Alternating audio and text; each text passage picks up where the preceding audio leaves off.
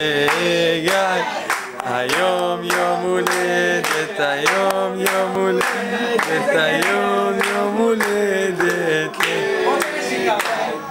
חג לא שמח.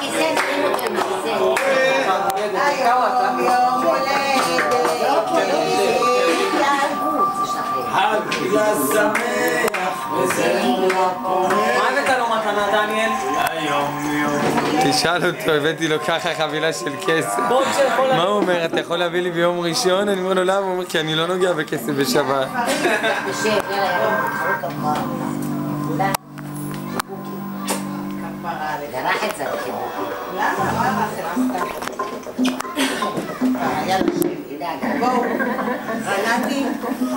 שבע פעמים צריך להרים אותו.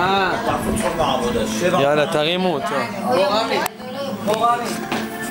רמי מאחורה. 1,